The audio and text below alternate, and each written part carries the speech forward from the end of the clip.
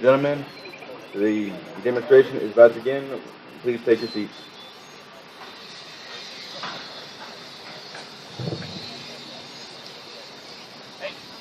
Good morning, ladies and gentlemen. I'm First Lieutenant Ballard. I will be your host for today's event. On behalf of Battalion Commander Lieutenant Colonel Ruiz, Battalion Commander Sergeant Major Quiros, Battery Commander Cat Moody, and Battery First Sergeant Yazzie, welcome to Bravo Battery, 1st Battalion, 4th Artillery, Class 2215 Family Day activities.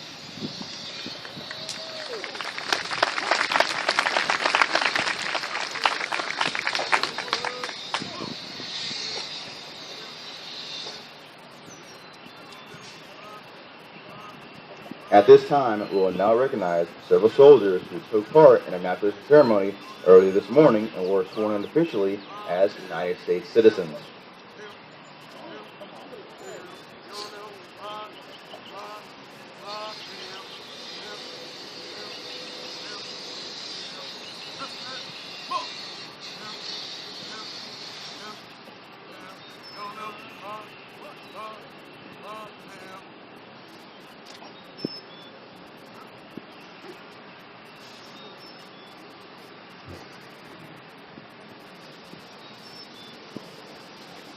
It is truly an honor and a privilege for us to have with us today the Battalion Commander of 1st Battalion, 4th Artillery, Lieutenant Colonel Fidel Ruiz. All right, hey, good morning. How many prior enlisted do I have here? Raise your hand. Okay. The soldiers in front of you are about to receive their citizenship certificate, and I'm very proud to give it to them this morning.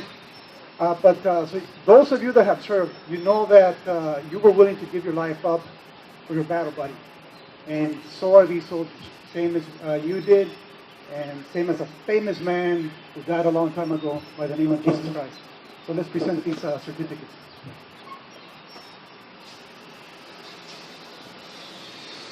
Colonel Ruiz, along with Cat Moody, will recognize the soldiers by presenting them with a naturalization certificate.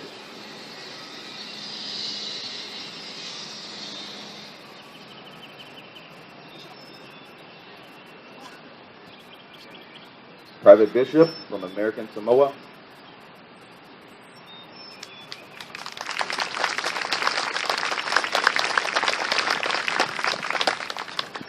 Private Fatu from American Samoa.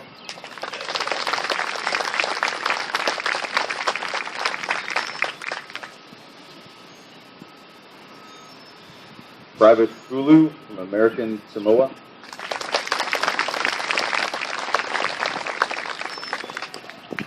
Private Henry from American Samoa.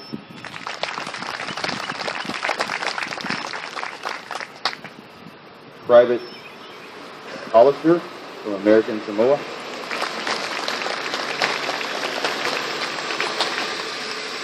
Private Leo from American Samoa.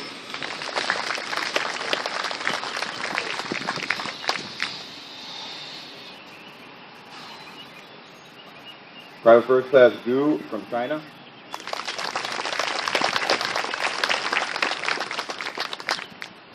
Specialist Kiplagat from Kenya.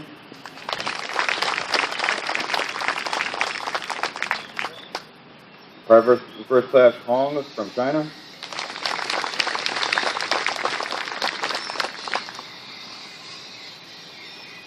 Private Lucian from Haiti.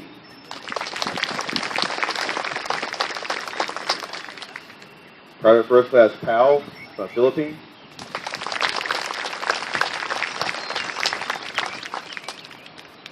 Private Rabara from the Philippines.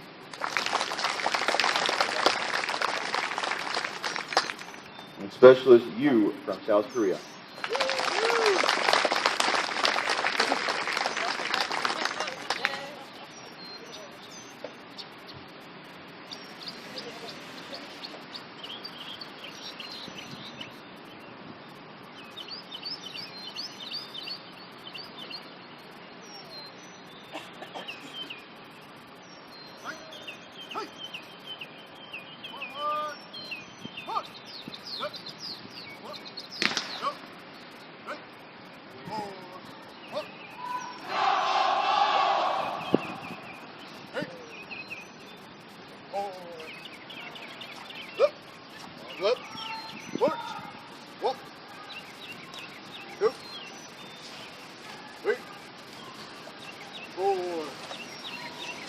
time.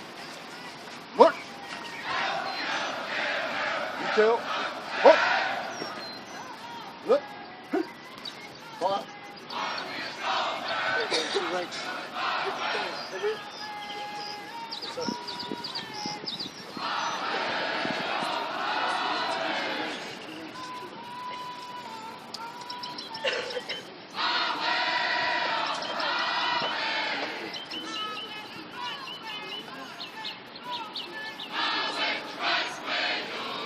And now the moment you've all been waiting for. Ladies and gentlemen, please stand and give a round of applause for our newest warriors, your soldiers and soldiers of Bravo Battery.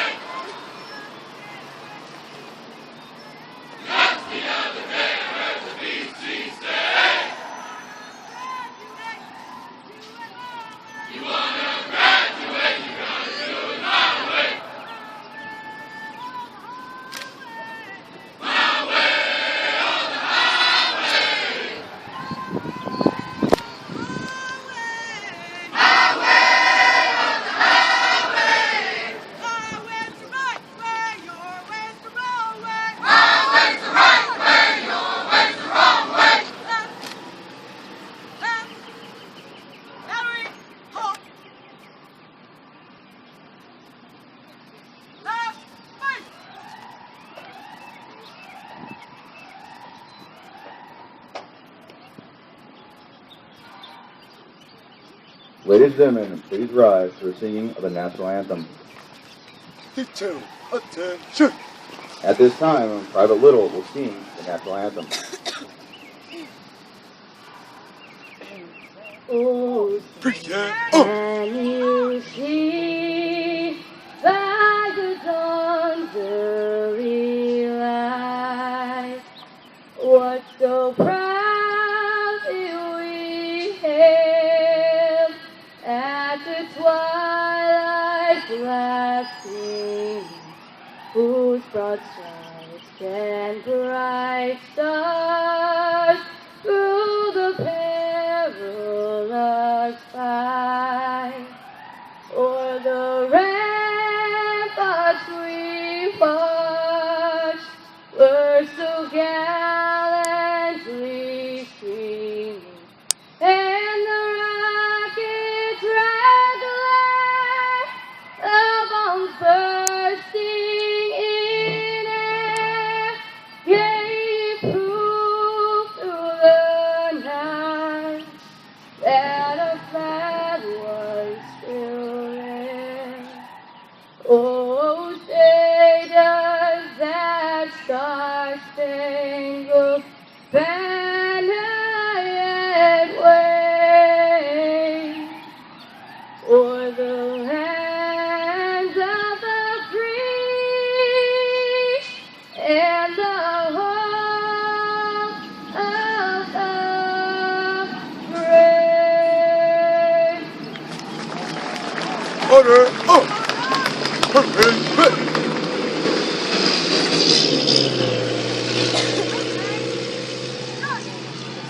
Tomorrow, your soldiers will proudly join the ranks of warriors who have bravely fought and sometimes died for this great country. The American soldier has proven to be strong and resilient through even the most difficult situations. The past 13 years, which followed the terrible tragedy that occurred on September 11, 2001, are a true testament to the tenacity of the American soldier and the families that support them. As part of our Family Day activities, we would like to provide guests with a brief demonstration of some of the skills these young men and women have been taught over the past 9 weeks. These skills have molded them into American soldiers. The training they have received has covered a wide range of soldier skills to include drilling ceremony, military customs and courtesies, military justice, rifle marksmanship, first aid, nuclear, biological, and chemical defense training. Basic training is the starting point for instilling the Army core values of the American soldier. The skills they have learned, along with the core Army values they have been taught, give them the tools needed to fight, survive, and win in a combined arms team. At this time, please direct your attention to a brief demonstration of some of the skills the soldiers have learned in the past 9 weeks.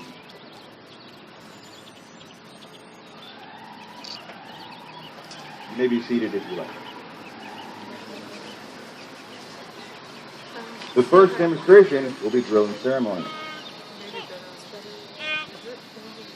The purpose of drill is to enable a commander or non-commissioned officer to move their unit in an orderly manner, to aid in disciplinary training by instilling habits of precision in response to a leader's orders, and to provide for the development of all soldiers in practice of commanding troops.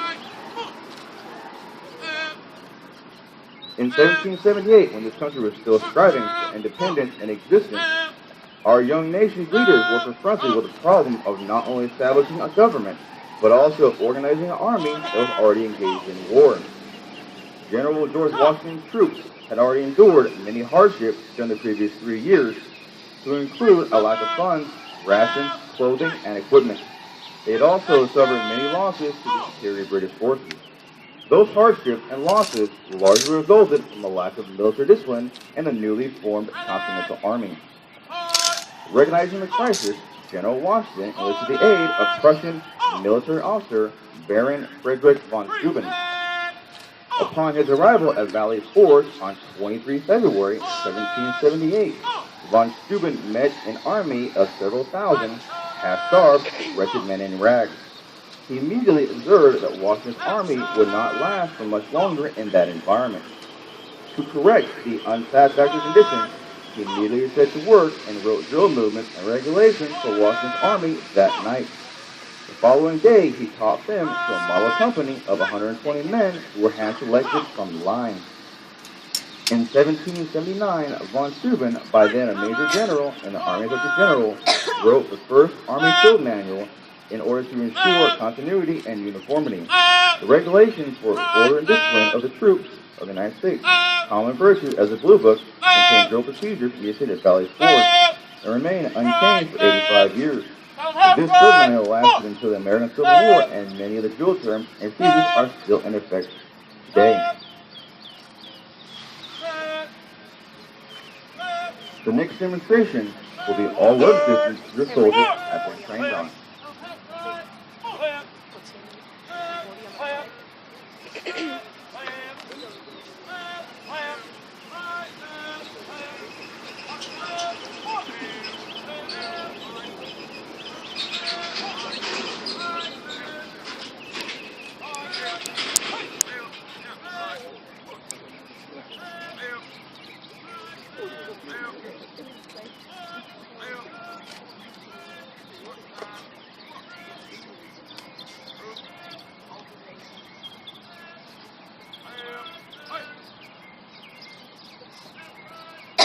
The first weapon system, adopted by the U.S. Army in the mid-1990s, the M4 assault rifle, is a modern version of the M16. It fires the 5.56 mm rounds with a max effective range of 600 meters. Experiences during the conflict in Vietnam have shown the standard M16A1 fitted with a bipod to be ill-suited to the automatic rifle role. During the conflict, attrition and other factors led to interest of M60 machine guns being employed at squad level. Formal experiments were conducted to test the suitability of M60 as an automatic rifle, a role it was found to be heavy for. As a result, the U.S. Army began the Squad Automatic Weapons Project, or SAW, in the early 1970s. It fires a belt-fed 5.56 mm round with a max effective range of 1,000 meters. By the mid-1970s, it became clear to many that even with constant improvements, the M73 and M219 tank machine gun had proven to be unreliable.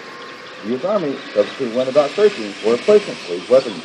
The M240 family subsequently became the standard armored machine gun in the United States military, being used on the M2, M3, Bradley Fighting Vehicle, the M1 Abrams main battle tank, and the LAV-25 light armored vehicle. It fires a belt-fed 7.62mm round with a max effective range of 1,100 meters. Adopted in the mid-1970s, the M203 grenade launcher replaced the more cumbersome and heavy M79.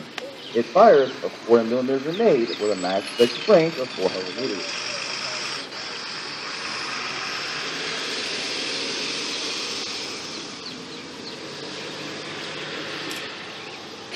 The last weapon system is the M136 AT4.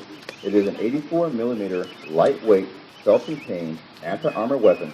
It consists of 3 flight, spin-stabilized, rocket-shot cartridge packed in an expendable one-piece fiberglass wrap tube. It has been used in armed conflicts since Panama and has a max effective range of 300 meters.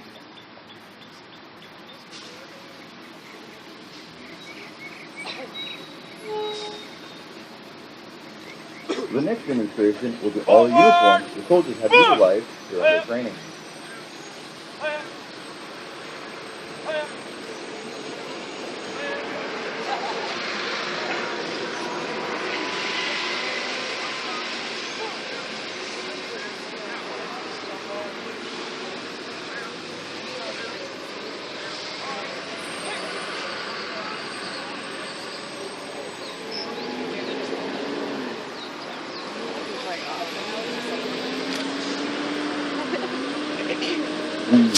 The individual finished uniform is used by soldiers for all physical readiness training and consists of a jacket, pants, shirt, shorts, GT cap, gloves, and a reflective belt.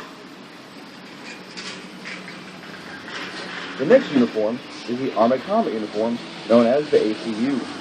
This is the regular duty form. It is a wrinkle-free uniform with digitized camouflage patterns. The complete Army Combat Uniform consists of PC cap, blouse, trousers, moisture-wicking t-shirt, and brown combat boots. The next uniform is the combat version of the Army Combat Uniform. It includes the following additional gear: the Advanced Combat Helmet, known as the ACH, Interceptor Body Armor, known as the IVA, knee and elbow pads, eye protection, ear protection, and a load-bearing vest, known as the LPV.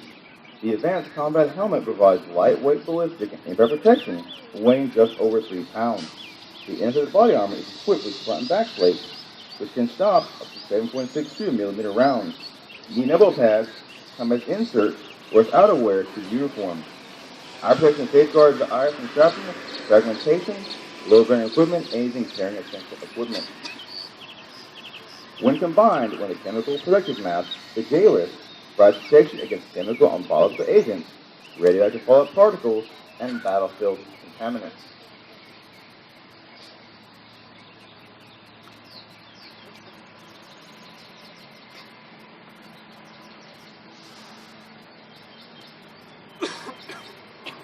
The last uniform you see is the Army Service Uniform.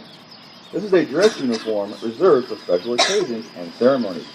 The nameplate is located on the right side. Ribbons and awards are on the left side.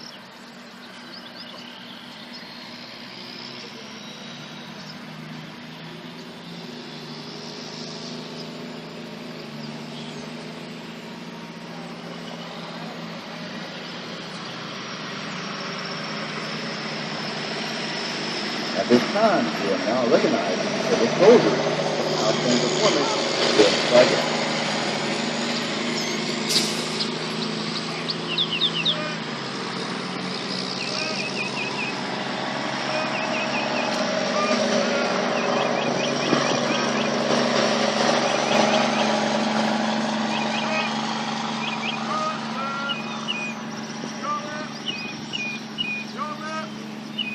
It is truly an honor and a privilege for us to have us today as the Battalion Commander of the 1st Battalion, the 40th Military, Lieutenant Colonel Fidel Ruiz. Lieutenant Colonel Ruiz, along with Cadet Moody and Command Sergeant Major Ciro, will recognize the following individuals.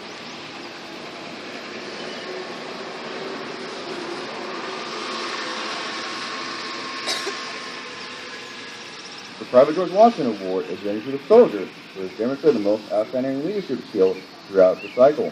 This award is given to Specialist Richard Harris. Specialist Harris is also receiving the Army Achievement Medal.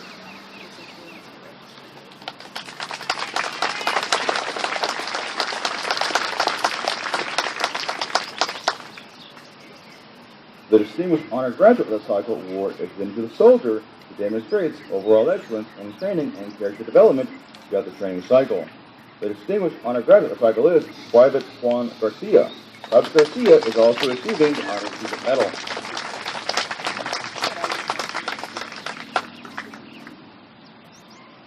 The Basic Rapid Marksman Award is given to the soldier that attains the highest score during live priority qualification with the M16 AP rifle. This cycle's recipient scored 39 hits out of 40. The Marksman Award is given to Private Tyler Leonard. Private Leonard is also receiving a certificate of achievement.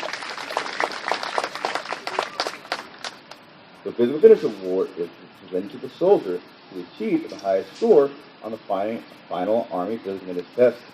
This cycle's recipient scored 336 points, exceeding the normal maximum of 300 points, and placing her on the Army Physical Fitness Test extended scale. This private is being presented. The award is Private Courtney Reed. Private Reed is also receiving a certificate of achievement. Let's give the soldier a round of applause.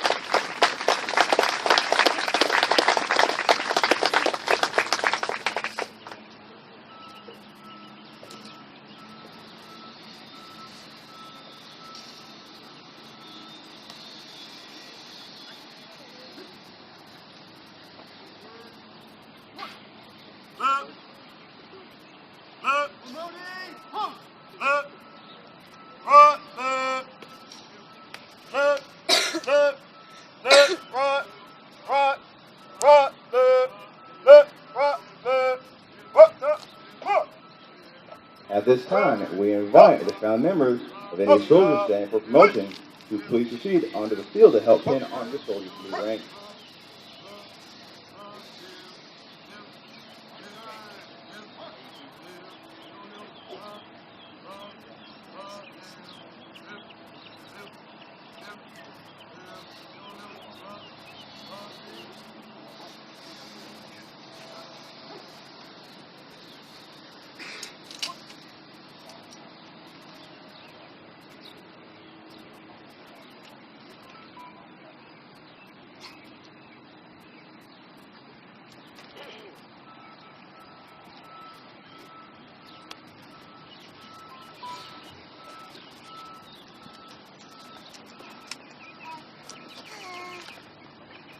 We will now promote our PV1 to PV2. Family members are like to promote the soldiers. Come forward.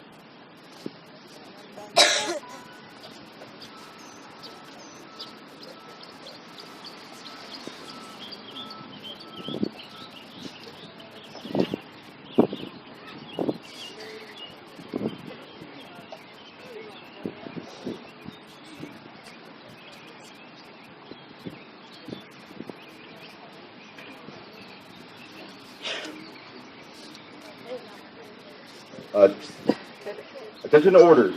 The Secretary of the Army has imposed special trust and confidence and patriotism, valor, fidelity, and professional excellence of the following soldiers. In view of these qualities and demonstrated leadership potential and dedicated service to the United States Army, they are therefore promoted from PV1 to PV2. Private Christopher, Private Cox, Private Dyson, Private Henry, Private Lancaster, Private Magana, Private McKenzie, Private Posey, Private Prince, and Private Taylor. Ladies and gentlemen, a round of applause for these newly promoted soldiers.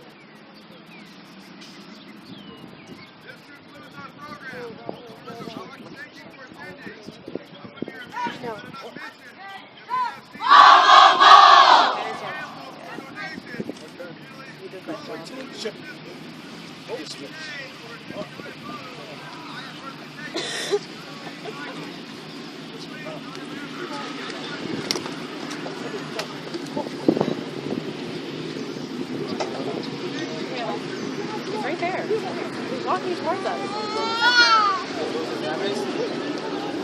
Oh, it's like a mother.